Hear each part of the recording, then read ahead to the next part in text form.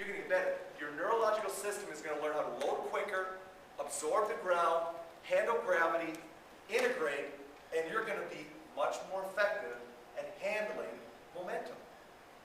And if we put the band certain places on your body, it's going to teach your core, your trunk, how to keep center of gravity over base of support, which you're going to learn a little bit, is really what the result of the core is. That's the function of the core. Do that, and your core will be fine, and you will function at a very high level. So it's going to accelerate or speed up momentum. It's going to challenge ground reaction forces differently. It's not going to just challenge it like a vector going straight down into it. There's going to be horizontal vectors, and that ground's going to come up and say, ooh, that's a little bit different. That vector's influencing that as my foot hits the ground, that horizontal vector is influencing the ground reaction forces differently. And we're going to go into getting into that shear force stuff that we've already touched on.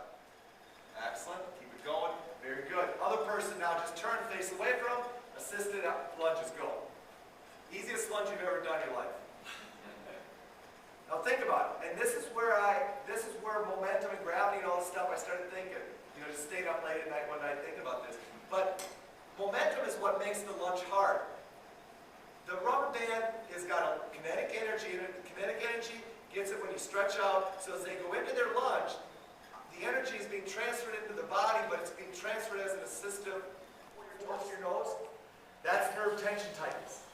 Nerve tension tightness, when you have it, it loves to be stretched, but it hates to be held. So if you hold a nerve tension situation, it will get irritated.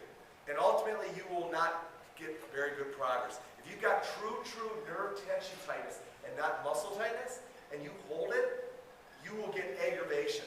To the point where I've had clients that I didn't pick up on, started getting numbness in their foot and their toes, because they would hold it. I told them not to, but they still would hold it. And over time, they started irritating the nerve tissue that they started getting nerve-related symptoms. Does that make sense?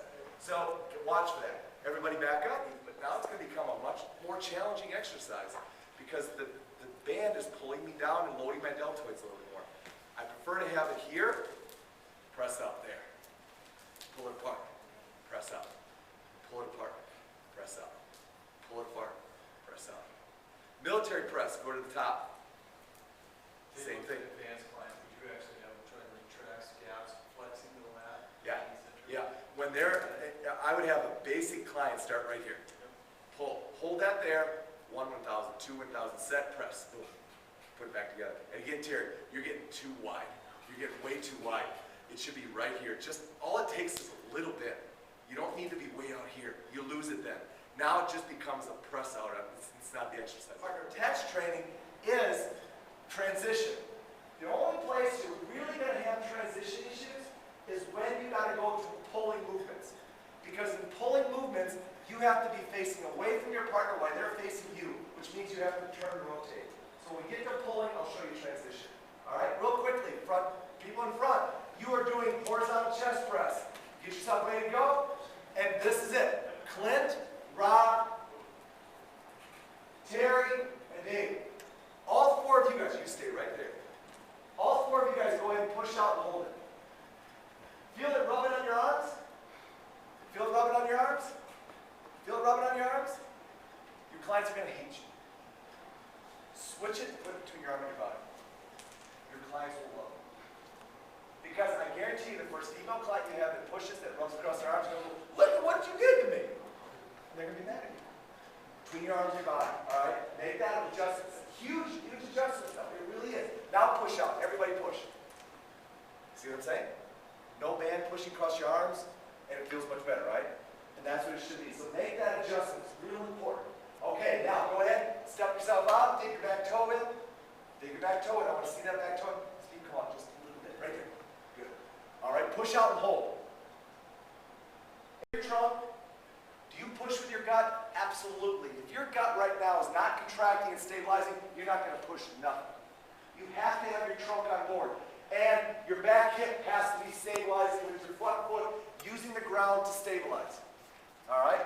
Why would I feel more anterior delt in this position than this position? Because you're using more anterior delt. Because the band, push out. Push out. The band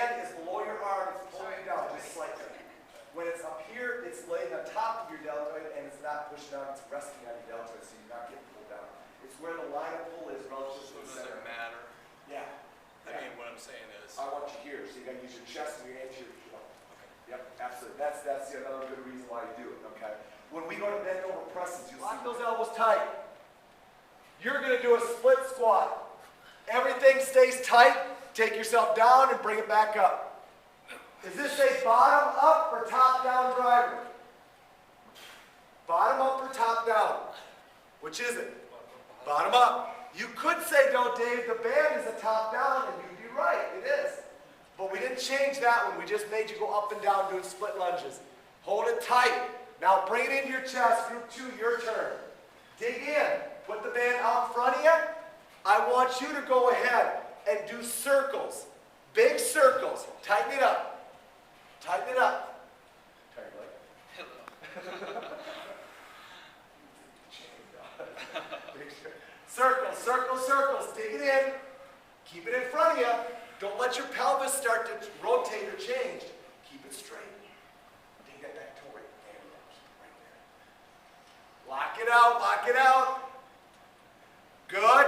Now take it way out to the south side. Stay group 2. Stay with me.